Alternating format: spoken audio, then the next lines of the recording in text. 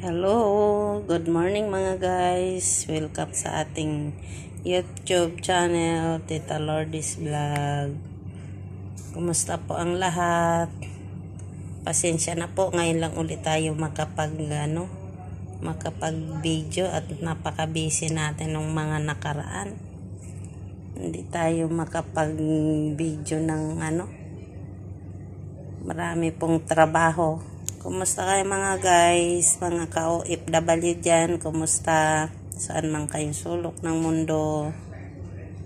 Kumusta? Shout out sa inyong lahat dyan, sa aking mga loaded dyan. Sa Pilipinas, kumusta kayo? Saudi, Terry Kaasi, John Kaasi, kumusta? Dyan po sa Los Angeles, shout out Manoson family. Kumusta po kayong lahat?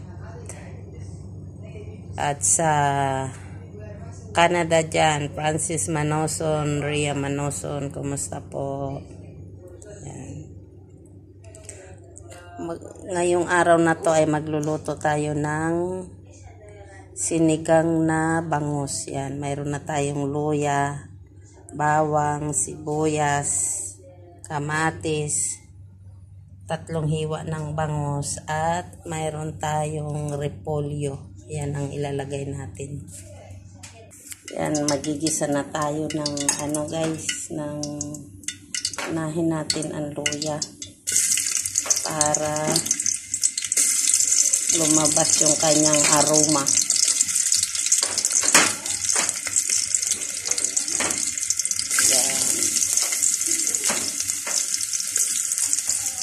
Mayroon tayong isang dried na siling labuyo. Wala kasing green.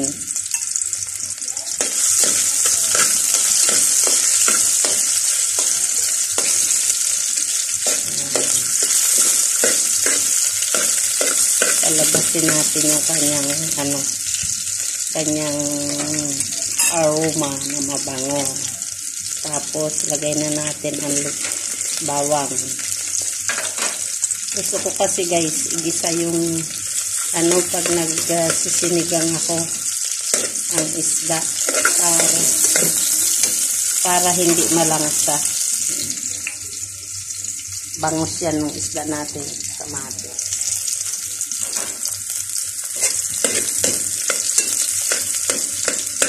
Pa-brown natin konti ang kanyang bawang. Yan.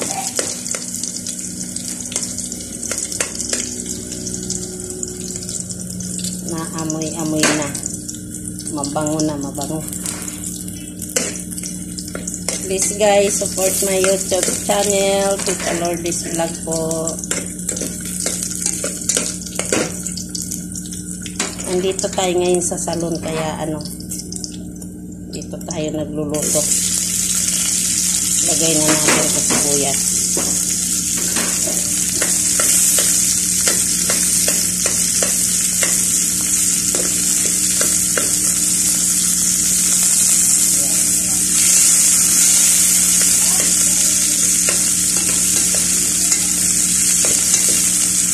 Maingay sa labas, mayroong sasakyan.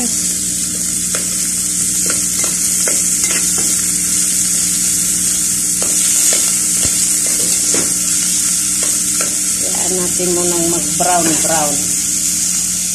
Yan po, hugas na maputi yan. May asin na rin yan. Nilagyan na natin ang asin. Pati yan, hugas na rin. Yung kamatis po, tinanggal natin ang buto. Yan.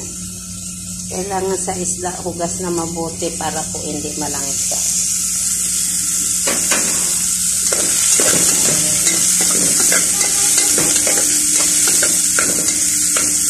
Maingay sa labas, kalsada na po kasi yung labas namin dyan. Yan po, pinto.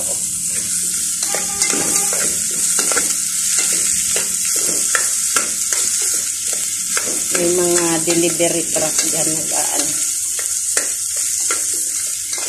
Ayan, na siya. Lagay na natin ang kamatis.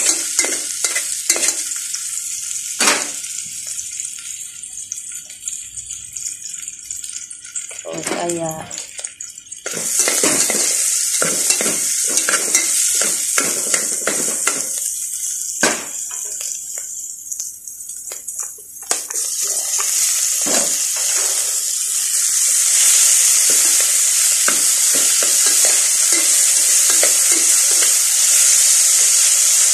na natin lagyan ulit ng ilagay na rin natin yung nag-iisang siling labuyo na dry.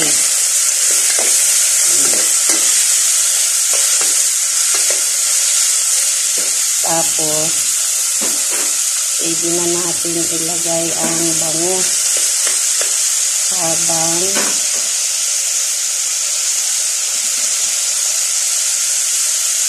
niluluto ang kamatis. Yan, malinis po yung kamay natin guys ha. Bugas tayo. Yan. Mamaya na natin timplahan ulit ng asin kasi baka po maalat na yung isda ay may asin na.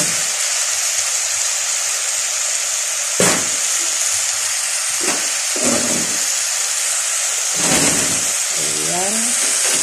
Takpan lang po natin yan. Tapos mamaya lalagyan na natin ng sabaw, repolyo, at meron tayong tamarin at saka magic sarap pang palasa. Pwede na rin ilagay ang lagyan ng magic sarap. Mamaya po huli ang tamarin.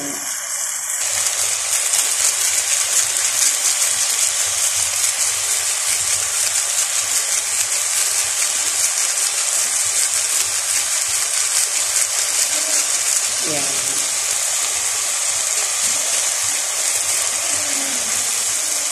Binaliktad na natin yan.